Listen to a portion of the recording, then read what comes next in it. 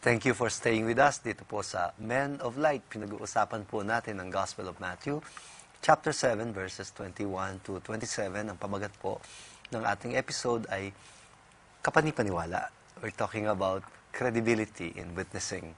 Kasama pa rin po natin dito sa ating discussion si Father Deo Galang, si Brother Willie Suarez at ang inyong lingkod, Bishop Ambo David. Ngayon po ay i-announce sa atin ni Brother Willie ang ating hotline dito sa Men of Light. Yes, aming hinihintay ang inyong mga feedback at mga request doon sa 0921-251-5272.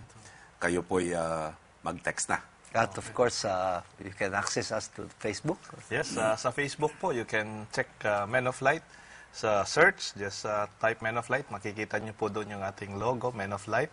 And it is, you can open it by part para mabilis po siyang mabuksan. Yes. And actually, meron po tayong guest dito sa studio, mga friends of Men of Light through the Facebook from Angeles. So maraming salamat for your presence. Pinapauna ko na po sa inyo, pag pumasok kayo sa Facebook, you're joining immediately a community. Dahil meron na po sila, magkakakilala na po lahat na nagko-comment dyan sa Facebook. Yes. They interact with each other. And they even pray for each other. Yes, amen. Beautiful, no?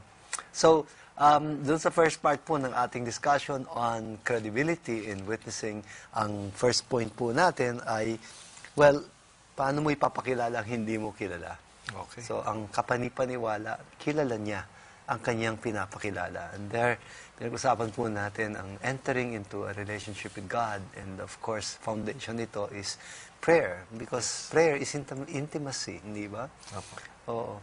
At dito po sa second point ay, ang pagkukuhanan po natin ay yung part ng gospel tungkol sa mga bagyot unos, hindi ba?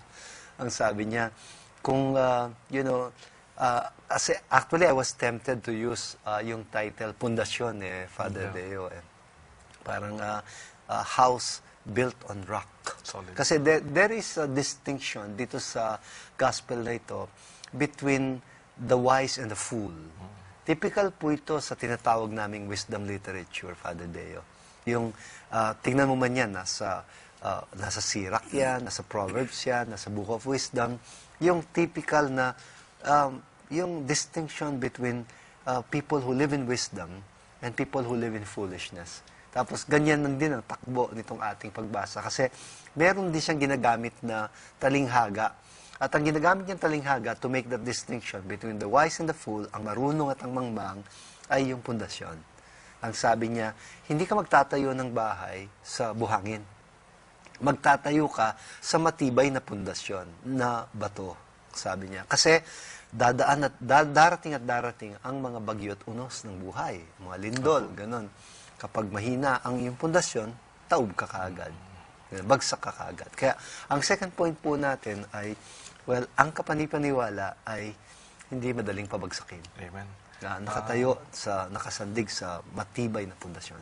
Siguro gawin mo munang parang mababaw yung punto ni Bishop, yung di ba po sa mga produktong binibili natin, yung mas gusto natin yung tinatawag na durable. Yeah. Yung noon pong nagtuturo ko sa operations management, one sign of quality is durability. Durability, yung pag binili mo, yung gamit, yung bukas hindi pa sira. Oo naman. Yung kaya mahal siguro yung ibang gamit dahil nagtatagal.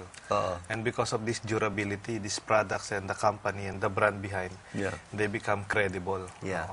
Ganyan din po siguro sa mga tao, yung subok na, yung dumaan na ng maraming pagkakamali, dumaan na ng maraming karanasan na maraming bagyo sa buhay. And usually these are the people we can approach for our advice. Yung parang hindi lang mga genius, hindi lang mga maraming masasabi, pero yung mga taong minsan tahimik lang sila, but they've gone through a lot sa buhay. And the mere fact they are still there, nasa simbahan pa, pari pa siya, o nagsisimba pa, o nagsiserve pa sa simbahan. Maraming beses na sigurong nasaktan, o napagalitan, napahiya, o hindi successful, but they are still there. Oh, these are the best credible person you can really approach.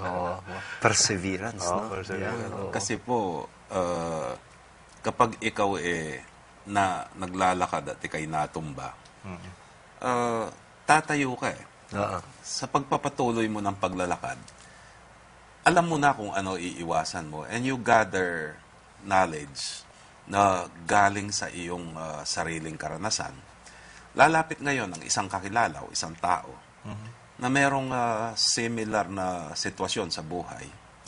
Yung the advice or the message that you impart, hindi na galing dun sa theoretical lang eh. Yeah. Kundi kumbaga subok na at matatag.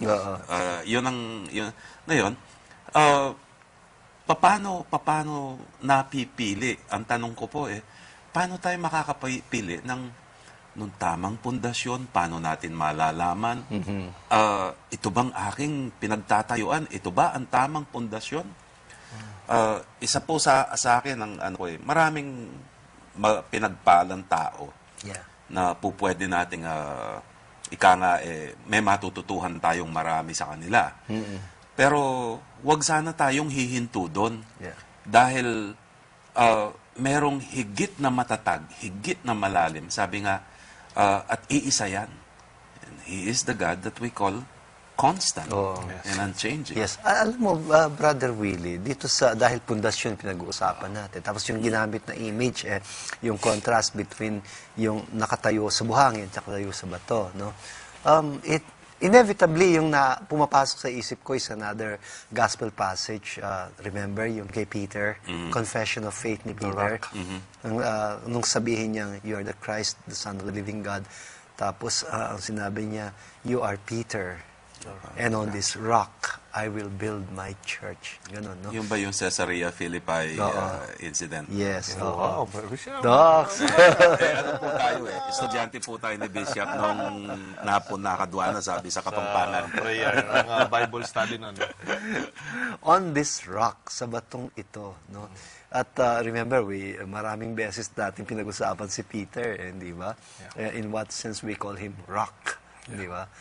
Not necessarily parang he never failed. Because he's perfect. No? Yeah. Kaya gusto ko yung narinig mo na, bumagsak pa, tumatayo ulit. Yung gano'n, baka sasabihin mo, kaya niyo ba yan? You mentioned foundation. Naalala ko po, ako po ay nag-aral sa UST.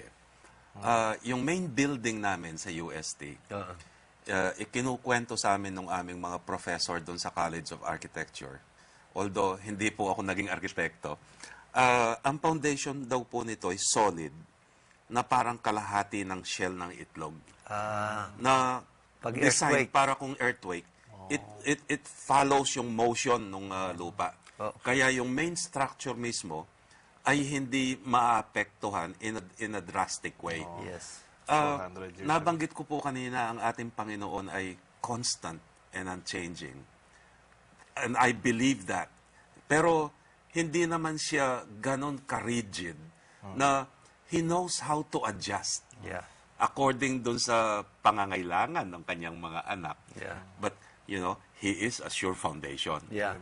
Naalala ko po yung UST main building foundation nga.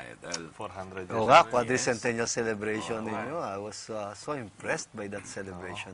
Nakita mo ba siya? We participated ano lang po sa television. Ang ganda, lalo na yung lighting. Ano ka ba, Brother Willie? Wala po. Ano bang alumnus to? In fact, may kaibigan kaming UST alumnus na nagbabalak ng pumunta. Si Malu, my wife, is a graduate of UST. Also? Sa marketing. Okay. Hindi sila nakapunta because we were all wondering, how do we get to meet our classmates of yesteryears na hindi na natin kilalang mga mukha nito ngayon? That's true. But we heard a lot of good things, beautiful things. Father Sol was there. Nakita ko sila. Kinukwento po niya, they were billeted sa Manila Hotel. Manila Hotel, There was, 600 of the priests, who celebrated Mass. Celebration, no? Pero po dun sa dito sa gospel, gusto ko rin yung word na yung credibility or yung title nating Kapanipaniwala. Related dito sa House on Solid Rock. Yung yung term na naaasahan o maaasahan, yung from the word hasa, parang ganun ba yun? Yung parang talagang kahit anong mangyari nandyan, yung it is tested. yung maasahan yung parang a credible person o yung kapani-paniwalang tao, naasahan. Pag may pinag-usapan kayo, hindi nagbabago yan.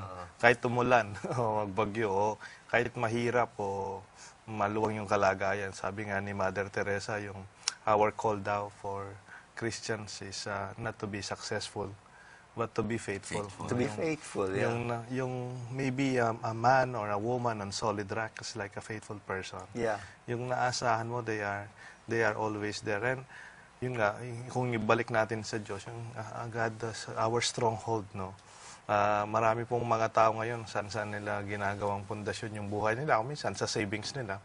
Pwede rin sa ipon, yung mga success stories nila, mga kayamanan. Pwede rin, okay naman po yan. Pero even with our health, no, marami pong nag-gym disiplinado. Pero we know for some time we cannot really hold on. Hindi po talaga maaasahan yan. Parang at the end of the day, kahit sino yung pinakamayaman ang nagkakasakit, kahit sino yung pinakamalakas, tumatanda. And sino yung pinakamagaling, sometimes people would be better. I think that is that's the point precisely. Ano talaga yung naasahan natin, inaasahan. Isa in faith yun ang punto Parang yung remember si Peter nung sabihan siya ng on this rock I will build my church. Ang context nun is his confession of faith. Yes. Parang the faith becomes the foundation, the solid foundation on which the church is founded. Ibig sabihin, faith in who? It's not Peter himself. Yeah, it's faith in the God who works in us or through us. Parang ganun. Kasi kung ang ating faith is about ourselves, parang mahina yun. But faith in the God who can make miracles through us. No? The solid foundation of faith, also the solid foundation of hope, and most importantly, for Paul, pinaka-solid na foundation natin na hindi makakabuwag sa atin is the solid foundation of love. Di ba? And the greatest of this, sabi nga ni St. Paul, is love. No? It keeps us really strong and well-founded. No? Well, mabilis masyado itong oras. At may isa pang punto tayo, don't go away, dahil po dito sa huling punto ay Jesus makes a distinction between hearers and doers. No? Ang sabi niya, those who are founded on solid rock are those who do not just hear, but do it. Pabalik po ang Men of Light.